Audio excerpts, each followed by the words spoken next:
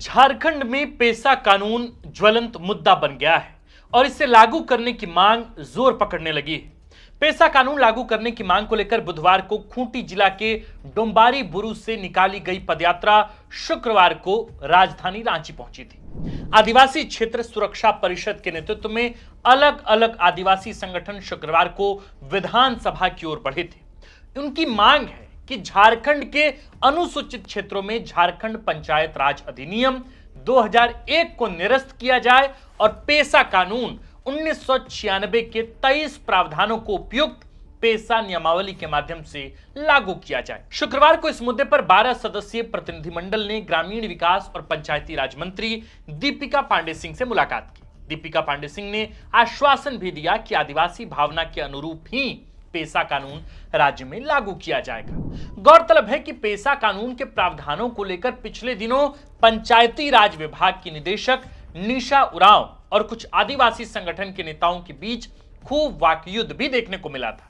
दरअसल कुछ आदिवासी संगठनों का आरोप है कि पेसा कानून को झारखंड में इस रूप में लागू करने का प्रयास किया जा रहा है कि उससे ग्राम सभाएं कमजोर होंगी। अंततः ग्राम सभाएं यूनिवर्सल पंचायती राज व्यवस्था के तहत ही संचालित होंगी। वहीं निशा उरांव का कहना था कि पेसा रूल 2022 को लेकर भ्रम फैलाया जा रहा है, आदिवासियों को गुमराह करने का प्रयास किया जा रहा है। चलिए पहले समझते हैं कि पेसा कानून आखिर है क्या। पेसा नियमों के जरिए जनजातीय इलाकों में ग्राम सभाओं के गठन और सुचारू संचालन को सुनिश्चित किया गया है। पेसा कानून के जरिए संविधान की 5वीं अनुसूची के प्रावधानों के अनुरूप असम, मेघालय, त्रिपुरा, मिजोरम और झारखंड सहित तमाम जनजातीय बहुल राज्यों में आदिवासियों का अधिकार संरक्षित किया जाता है। संविधान की 5वीं अनुसूची इन क्षेत्रों के लिए विशेष प्रावधान करती है। गौरतलब है कि 5वीं अनुसूची के तहत आंध्र प्रदेश, छत्तीसगढ़, गुजरात, हिमाचल प्रदेश, झारखंड, मध्य प्रदेश, महाराष्ट्र, उड़ीसा, राजस्थान और तेलंगाना को अधिसूचित किया गया है। इन राज्यों में किसी को पूरा तो किसी को आंशिक रूप से कवर किया जाता है। इस कानून के जरिए अनुसूचित क्षेत्र में रहने वाले लोगों के लिए ग्राम सभा के माध्यम से स्वशासन सुनिश्चित किया जाता है। झारखंड के संदर्भ में अगर आप 3 सबसे बड़े मुद्दों या मांगों की सूची बनाएंगे तो इसमें पेसा कानून का नाम जरूर आएगा। पेसा को लागू करने की मांग वर्षों पुरानी है। अक्सर चुनाव के दौरान या बाद में भी यह मांग उठती रही है। हाल ही में भी ऐसा ही हुआ है। हेमंत सोरेन की पिछली सरकार में ही पेसा का फाइल ड्राफ्ट बनाने की कवायद शुरू हुई थी। चुनाव के दौरान और नई सरकार बनने के बाद भी पेसा कानून चर्चाओं में आता रहा है। आज के वीडियो में हम पेसा कानून के लगभग सभी पहलुओं पर चर्चा करेंगे और इससे संबंधित कुछ जरूरी सवालों को ढूंढने का प्रयास करेंगे, जैसे कि पेसा कानून क्या है, इसके तहत 5वीं अनुसूची के क्षेत्रों में क्या प्रावधान किए गए हैं, यह जीपीआरए से कैसे अलग है, अभी तक इसे लागू क्यों नहीं किया जा सका है, क्या चुनौतियां हैं और इसे लागू होने से झारखंड के आदिवासी क्षेत्रों में आखिर क्या बदल सकता है। इस वीडियो में हम पेसा से जुड़े कुछ विवादों या रीसेंट घटनाक्रम पर भी बात करेंगे।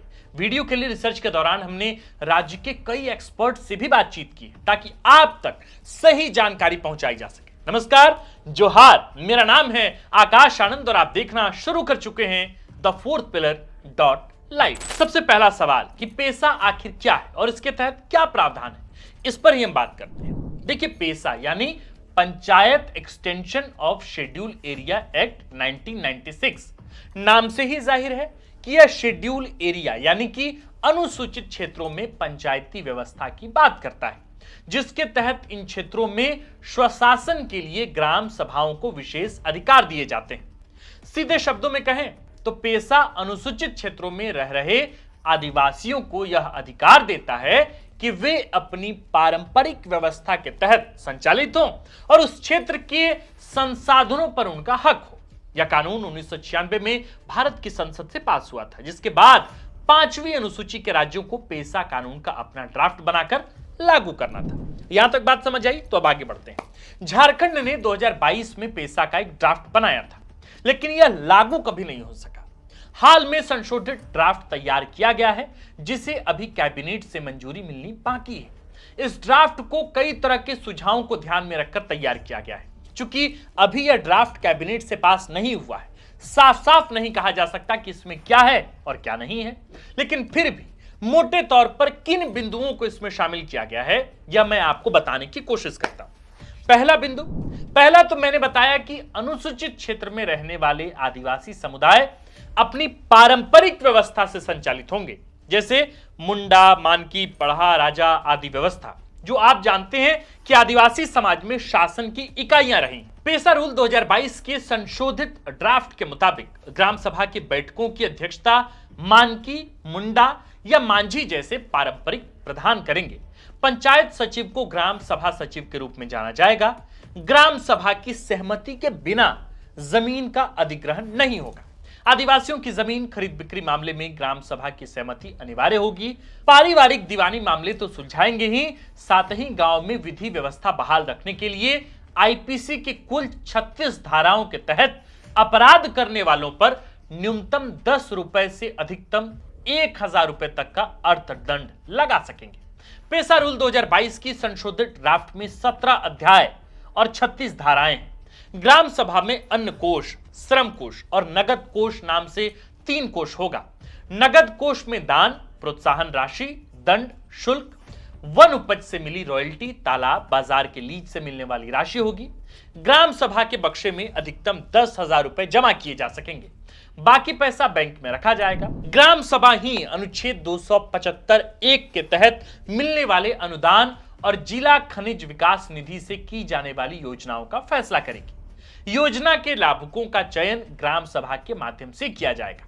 साफ तौर पर देखा जा सकता है कि पेसा ग्राम सभाओं को ऐसे अधिकार देता है जो आमतौर पर सरकारों, सरकारी एजेंसियों और कुछ हद तक न्यायपालिका के पास होती है, जैसे कुछ मामलों पर सुनवाई के अधिकार या खनन आदि पर अधिकार या संसाधनों पर अधिकार। निश्चित तौर पर इसके लागू होने से ग्राम सभाएं मजबूत होंगी, आदिवासी समाज अपने नियमों से संचालित होगा और इसमें सरकार या किसी भी बाहरी संस्था का हस्तक्षेप ना के बराबर हो जाएगा। पेसा के साथ जीपीआरए की चर्चा भी राज्य में तेज हो चली।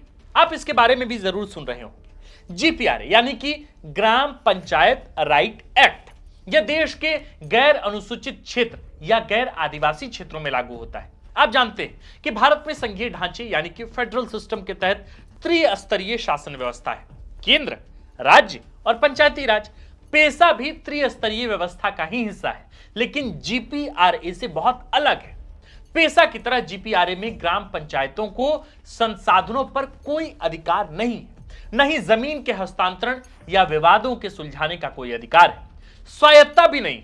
पेसा आदिवासियों की परंपरागत व्यवस्था की बात करता है, जबकि जीपीआरए में चुनाव के तहत मुखिया या सरपंच बनते हैं। अधिकारों के अलावा दोनों के काम करने की प्रणाली में भी बहुत अंतर है। आप ऐसे समझें कि उरांव समुदाय में पारंपरिक व्यवस्था के तहत अलग स्थितियां हो सकती है, मुंडा समाज में अलग, संताली हो या पहाड़िया में अलग। यानी पेसा पूरे राज्य में यूनिफॉर्म नहीं है।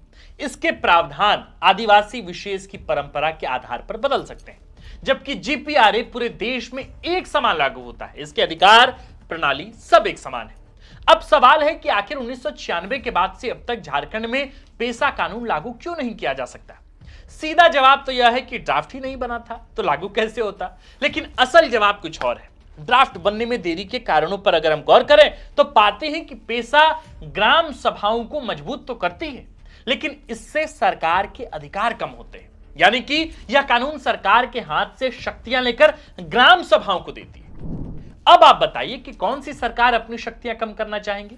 हालांकि वर्तमान की हेमंत सोरेन सरकार ने इसे लेकर पहल तो की है और ऐसा लग भी रहा है कि झारखंड में पेसा कानून जल्द ही लागू हो सकता है। अब हम अपने अगले सवाल पर आते हैं कि अगर झारखंड में पेसा कानून पूरी तरह से लागू हो जाता है तो किस तरह के बदलाव आएंगे या आदिवासियों के जीवन में क्या बदल जाएगा।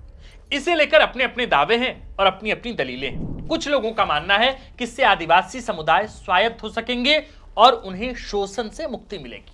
जैसे जितने भी प्राकृतिक संसाधनों का खनन या उनका व्यापार हो रहा है, उसका दुष्प्रभाव आदिवासियों पर पड़ता है। उनकी जमीनें जाती हैं, वे विस्थापित होते हैं, कई अन्य तरह की परेशानी होती है। अगर पेसा के तहत इन संसाधनों पर उनका हक काबिज होता है तो वे अपने हिसाब से इसे संचालित कर सकेंगे और जो उदासीनता सरकार के स्तर पर उनके प्रति होता है वह नहीं होगा। वे अपना विकास खुद तय कर सकेंगे। दूसरी बात, विवादों का निपटारा पारंपरिक व्यवस्था के तहत होगा। इससे आदिवासियों की निर्भरता अन्य व्यवस्थाओं पर कम होगी। इस तरह के कई तर्क हैं जो पेशा को आदिवासियों की बेहतरी से जोड़कर देखते हैं। दूसरी तरफ यह भी कहा जाता है कि इस कानून का गलत इस्तेमाल भी हो सकता है। लोकल लेवल पर कुछ लोग अपनी व्यक्तिगत हितों के लिए इसका दुरुपयोग कर सकते हैं। हालांकि देश के संसद ने आदिवासियों की पारंपरिक व्यवस्था पर स्वीकारोक्ति देते हुए 1996 में ही इस कानून को पास किया, ताकि देश के आदिवासी अपनी पारंपरिक व्यवस्था के तहत ही जीवन यापन कर सकें। कई सालों तक झारखंड में यह मामला अटका रहा है, जिसके कारणों पर हमने बात की, लेकिन अब ऐसा लगता है कि पेशा के लागू होने का रास्ता हेमंत सोरेन सरकार के इस दूसरे कार्यकाल में खुल रहा है। पेशा कानून पर आपकी राय क्या है, हम जरूर जानना चाहेंगे। क्या झारखंड सरकार को पेशा कानून प्रभावी तरीके से लागू करना चाहिए?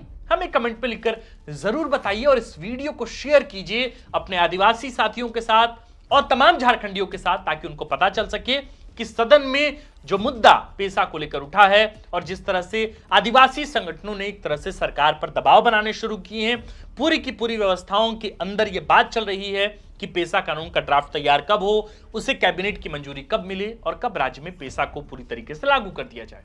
इसको लेकर आपके विचार क्या हैं, आप हमें कमेंट में लिखकर जरूर बताइए। आपने देखा कि हमने आज की इस वीडियो में बिल्कुल 360 डिग्री पर, यानी कि पेशा के हर पहलुओं पर विस्तृत बातचीत की है। मकसद बस एक था कि बहुत ही आसान भाषा में आप पूरी ही बात को समझ पाएं। हमने आपको समझा दिया।